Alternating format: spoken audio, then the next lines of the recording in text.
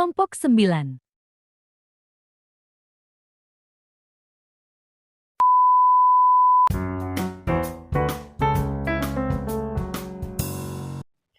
Assalamualaikum warahmatullahi wabarakatuh. Alhamdulillahi rabbil alamin, wassalatu wassalamu ala asrofil anbiya'i wal mursalin, wa ala alihi washabihi rasulillahi ajmain. Amma ba'du. Segala puji bagi Allah, Tuhan semesta alam, yang telah memberikan kita nikmat kesehatan, kesempatan, sehingga kita masih dapat melakukan perkuliahan kita seperti biasanya. Sholawat serta salam senantiasa tercurahkan kepada junjungan kita, yakni baginda Rasulullah Shallallahu Alaihi Wasallam, yang telah membawa kita dari zaman jahiliyah menuju zaman yang Islamiyah. Yang saya hormati Bapak Dr. Muhammad Rozali MA, dan yang saya banggakan teman-teman seperjuangan.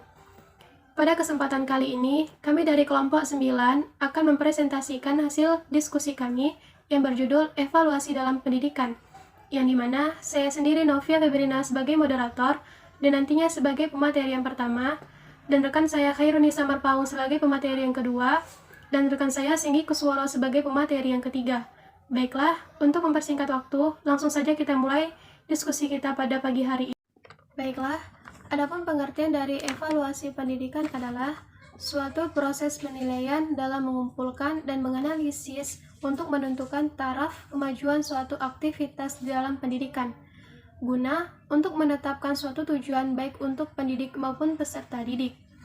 Evaluasi merupakan salah satu komponen dari sistem pendidikan yang harus dilakukan secara sistematis dan terencana sebagai alat untuk mengukur keberhasilan atau target yang akan dicapai dalam proses pendidikan dan pembelajaran. Adapun hadis yang berkaitan mengenai evaluasi pendidikan yaitu Bismillahirrahmanirrahim. Hasibu anfusakum qabla an tuhasabu, tazayyanu li ardil akbar, wa innama yakhaffu al-hisabu yawmal qiyamah ala man hasabu nafsah fid dunya. Maksud dari hadis ini ialah bahwasannya muhasabah tidak hanya bermanfaat untuk di akhirat saja, tetapi juga bermanfaat untuk kehidupan kita di dunia. Di sini saya akan membacakan materi yang kedua. Prinsip-prinsip evaluasi pendidikan. Terdapat beberapa prinsip umum sebagai pijakan, diantaranya seperti yang pertama, kontinuitas, yang artinya tidak boleh dilakukan secara insidental. Yang kedua, komprehensif, melakukan evaluasi terhadap suatu objek. Yang ketiga, adil dan objektif, di mana pendidik harus berlaku adil tanpa pilih kasih. Yang keempat, kooperatif, di mana pendidik hendaknya bekerja sama dengan semua pihak. Yang kelima, praktis yang mudah digunakan. Tujuan evaluasi pendidikan. A. Keeping track, gunanya untuk menelusuri dan melacak proses belajar peserta didik sesuai dengan rencana pelaksanaan pembelajaran yang telah ditetapkan. Yang kedua, checking up, yang gunanya untuk mengecek ketercapaian kemampuan peserta didik dan kekurangan peserta didik dalam proses pembelajaran. Yang ketiga, ada finding out, yang gunanya untuk mencari, menemukan, dan mendeteksi kekurangan, kesalahan, atau kelemahan peserta didik dalam proses pembelajaran. Yang keempat, ada summing up, yang gunanya untuk menyimpulkan tingkat penguasaan peserta didik terhadap kompetensi yang telah ditetapkan. Baik, sekian pemaparan materi dari saya kembalikan kepada moderator. Terima kasih kepada moderator yang sudah mengizinkan saya untuk membacakan presentasi makalahnya. Baiklah, langsung saja saya akan membacakannya.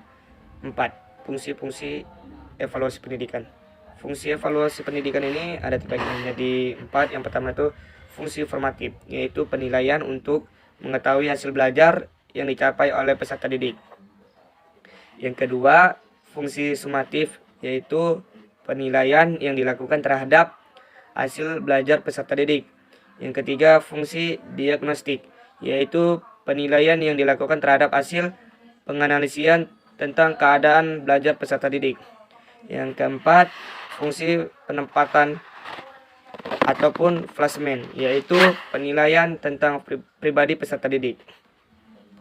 5. Jenis-jenis evaluasi pendidikan. Jenis-jenis evaluasi pendidikan ini ada terbagi menjadi 5. Yang pertama itu evaluasi perencanaan dan pengembangan.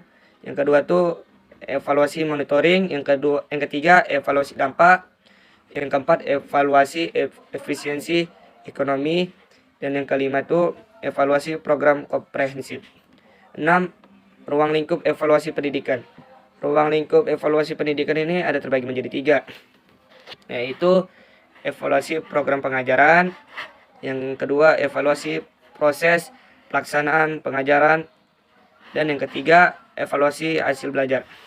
Hanya sekian dari saya ya, selebihnya saya serahkan kepada moderator.